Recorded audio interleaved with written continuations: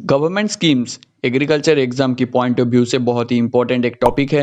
UPSC, AFO, हर एक agriculture exam में इससे क्वेश्चंस पूछे जाते हैं। इस वीडियो में हम जानेंगे प्रधानमंत्री फसल बीमा योजना यानी कि पीएमएफबीवाई के बारे में। पहले मैं आपको एक क्वेश्चन पूछता हूँ, ये आईबीपीएस एएफओ 2019 में पूछा गया था। प्रधानमंत्री फसल बीमा योजना लॉन्च्ड इन व्हिच ईयर? 2016, 15, 14, 17।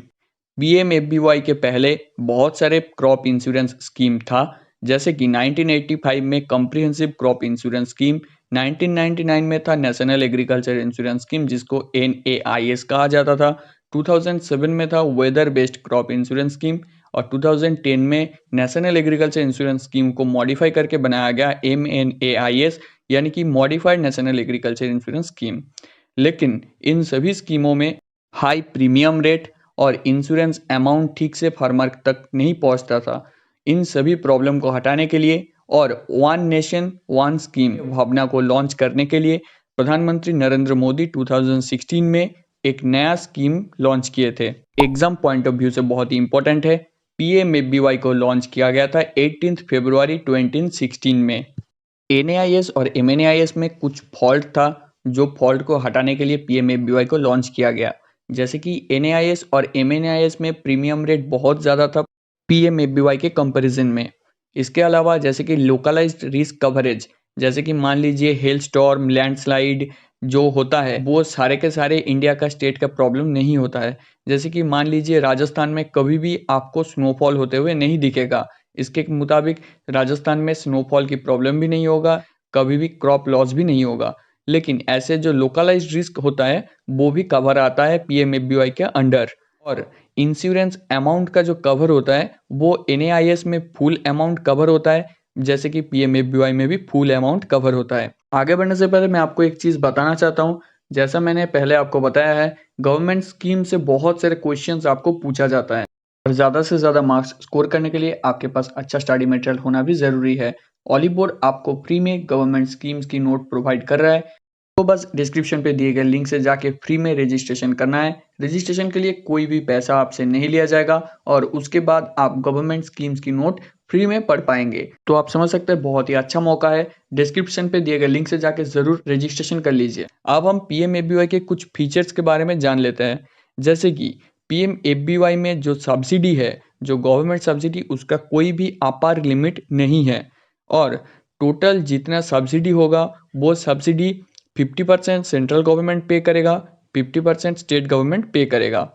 अब हम बात करते हैं जो प्रीमियम अमाउंट है उसके बारे में। ये आपका एग्जाम पॉइंट ऑफ व्यू से बहुत ही इंपॉर्टेंट है। खरीफ सीजन का जितना भी पाल्स क्रॉप है, ऑयल सीड क्रॉप है, फूड ग्रेन है, उनके सभी में टोटल इंश्योर्ड अमाउंट का 2% प्रीमियम रेट फार्मर को देना होगा। और जितना रबी सीजन क्रॉप होता है, जैसे कि food grain, oil seed, pulse, millet, ये सब क्रॉप का 1.5% देना होगा फार्मर को प्रीमियम के तौर पे। लेकिन जो हॉर्टिकल्चरल क्रॉप्स होता है, कमर्शियल क्रॉप्स होता है, पेरिनियल क्रॉप होता है, उन सभी के टाइम पे ये अमाउंट हो जाएगा 5%।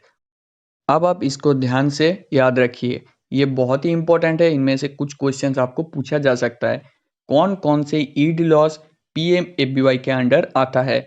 ड्रॉट, ड्राई स्पेल्स यानी कि ज़्यादातर दिन के लिए बारिश अगर नहीं होता है और क्रॉप लॉस होता है, वो पीएमएफबीवाई के अंडर आएगा। नेचुरल फायर एंड लाइटनिंग, अगर लाइटनिंग होता है, आग लग जाता है, तो वो पीएमएफबीवाई के अंडर आएगा। Storm, hello storm, cyclone, Tempest, hurricane, tornado, flood, inundation, landslide, अगर पेस्ट या फिर डिजीज के कारण क्रॉप लॉस होता है, वो भी पीएमएफबीवाई के अंडर आएगा। बहुत सारे टाइम पे देखा गया है जंगल से हाथी आ जाता है या फिर कोई जंगली सुअर आ जाता है या फिर जंगली जानवर आके क्रॉप वेस्ट करता है। ये सब केसेस में पीएमएफबीवाई में इंश्योरेंस क्लेम कर सकता है। पीएमएफबीवाई का एक बहुत ही इंपॉर्टेंट फीचर है पोस्ट हार्वेस्ट लॉस कवरेज, जो NAIS में नहीं था। बहुत सारे क्रॉप को हार्वेस्टिंग के बाद फील्ड में रखना पड़ता है उसको सुखाने के लिए। ऐसे क्रॉप के लिए हार्वेस्टिंग के 2 हफ्ते के बीच में अगर आंधी तूफान या फिर कोई भी बाढ़ आ जाता है और क्रॉप वेस्टेज होता है, तो वो पीएमएफबीवाई के अंडर आएगा। आपको जान के लग रहा होगा कि पीएमएफबीवाई फुल प्रूफ है और NAIS MNAIS तो फुद्दू थे। पीएमएबीवाई बहुत ही अच्छा है, लेकिन ऐसा नहीं है।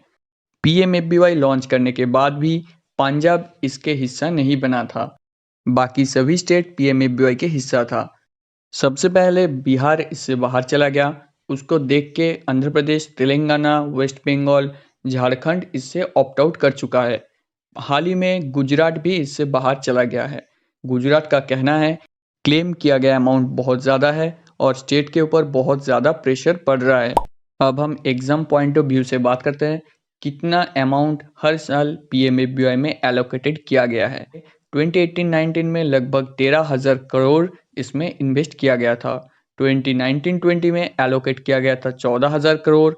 2020-21 यानी कि 2020-21 में लगभग 15,695 करोड़ अमाउंट इसमें एलोकेट किया गया है। काफ़ी बार एग्जाम में पूछा जा सकता है आपसे कि पीएमएबीवाई का सीईओ का नाम क्या है। पीएमएबीवाई के सीईओ है ministry of agriculture and farmer welfare के joint secretary mister Ashish Kumar भूटानी। एक आरटीआई फाइल के हिसाब से 2016-17 में लगभग 546 करोड़ अभी भी पेंडिंग है।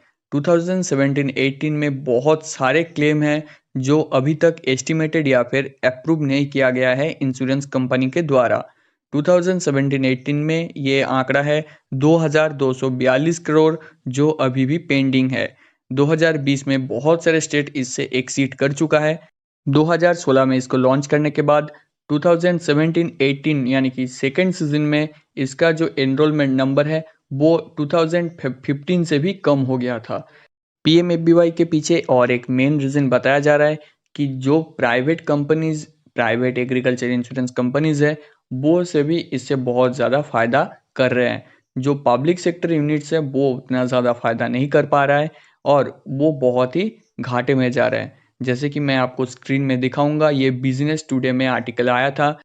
उसके हिसाब से जो 13 प्राइवेट एग्रीकल्चर कंपनी है वो लगभग 2,725 करोड़ का मुनाफा किया है। लेकिन उसी तरफ जो पब्लिक सेक्टर यूनिट है, 5 पब्लिक सेक्टर यूनिट है, उन्होंने 3,484 करोड़ का डेफिसिट फाइल किया है 2017-18 के सीजन में। तो ये था पीएमएबीवाई के ऊपर पूरा डेडिकेटेड वीडियो। आप इसके नोट्स को डिस्क्रिप्शन बॉक्स से डाउनलोड कर सकते हैं और इस वीडियो का एम रखते हैं 150 लाइक्स की। जल्दी से फटाफट लाइक कर दीजिए। कैसा लगा आपको ये वीडियो कमेंट करके हमें बताइए। और एक चीज़ मैं आपको बताना चाहता हूँ, कोविड पैंडेमिक चल रहा है, आप अच्छे से रहिए, अपना फैमिली मेम्बर्स का ध्यान रखिए और बाहर मत जाइए। मैं खुद इसमें फंस गया था। मैं आप सभी को बताना चाहता हूँ, सावधान रहिए, सतर्क रहिए। अपने जो आसपास के लोग हैं उनका भी ख्याल रखिए। मिलते हैं अगले वीडियो में।